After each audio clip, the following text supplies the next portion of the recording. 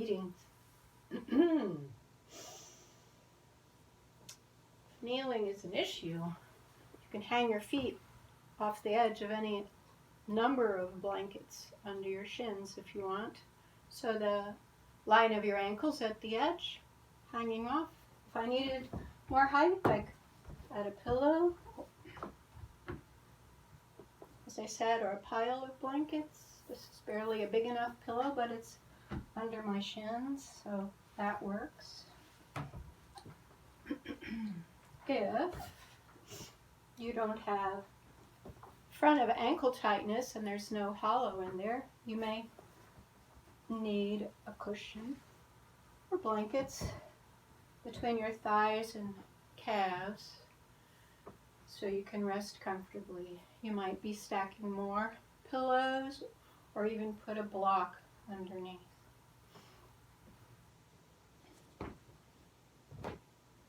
We're going to do a warm-up sequence that I often use first thing in the morning.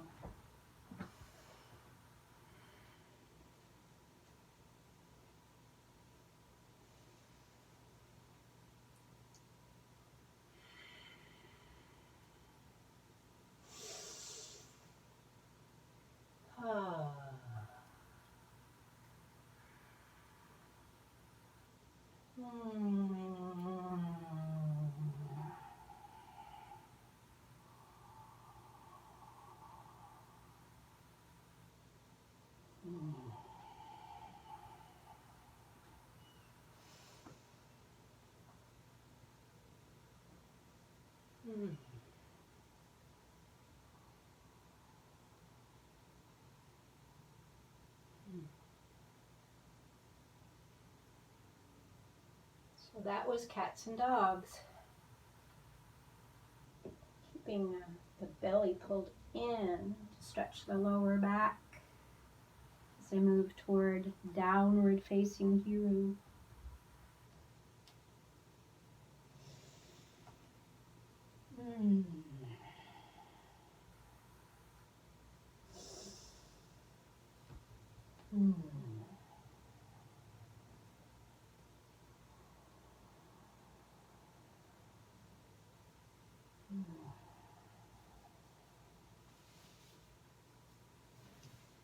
So any of these more relaxed arm positions kind of turn the pose into child pose.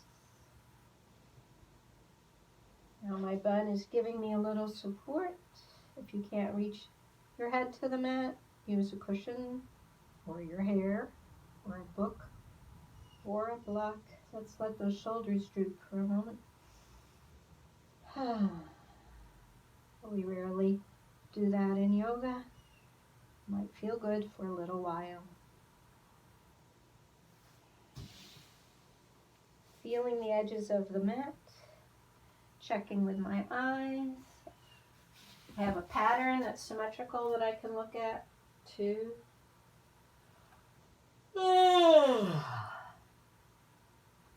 Moving the hands forward a little more so I can do a knee plank.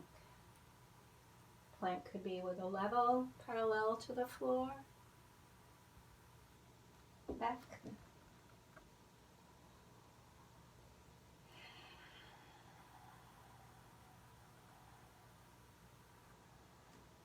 Refining my pose.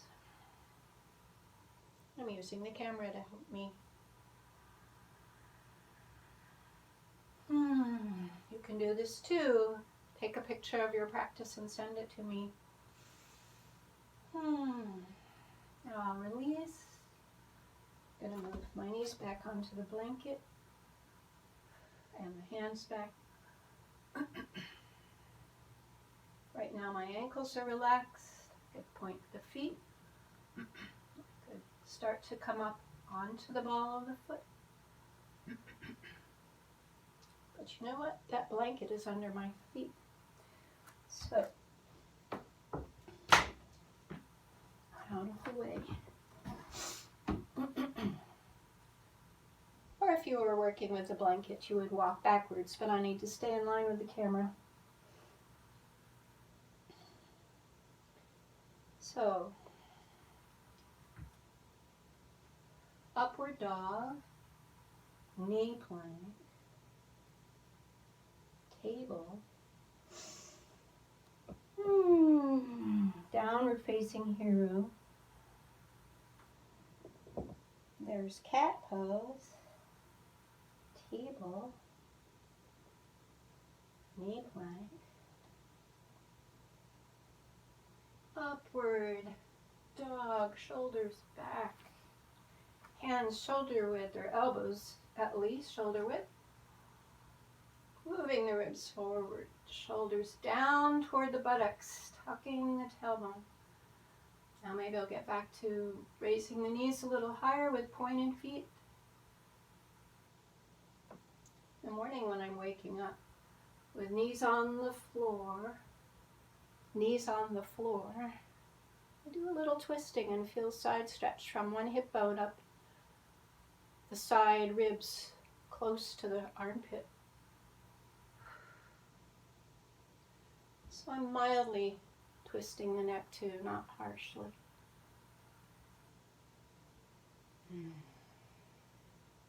Back into knee plank. Table cat, cat into child pose.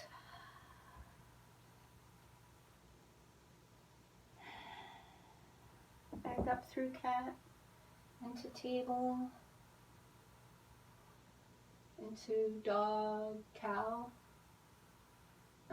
dogs or cow. Don't push all the way down like this, please.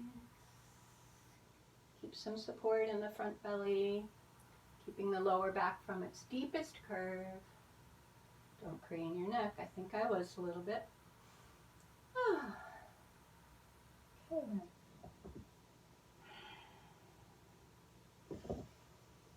So how about thread the needle while we're here? Moving hands off the mat. So when I come down to the height of my elbows from the floor, my hands are under my elbows. This looks like downward facing puppy too, except the arms would be forward. So I'm bringing the shoulder down in front of its own knee.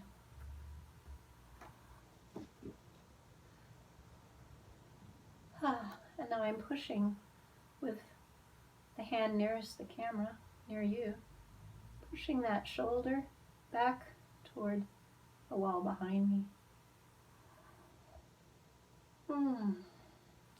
Got a little looser, so I'm sliding toward you and across the mat toward bringing this down shoulder in front of the other knee.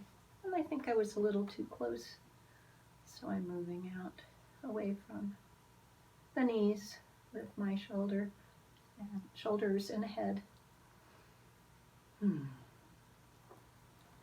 Briefly doing the same amount over here, starting with the shoulder in line with its own knee.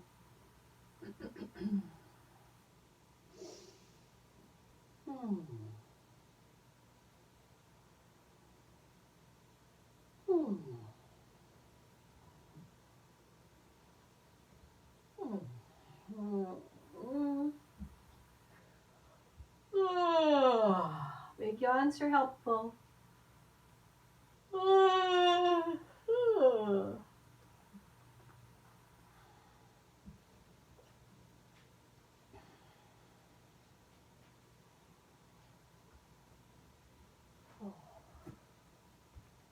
And what about that downward puppy pose, huh?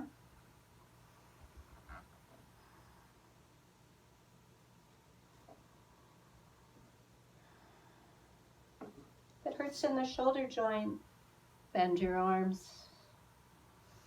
You can also prop up on your head. Your head on your hands. Whew. And if you get looser, one fist instead of two.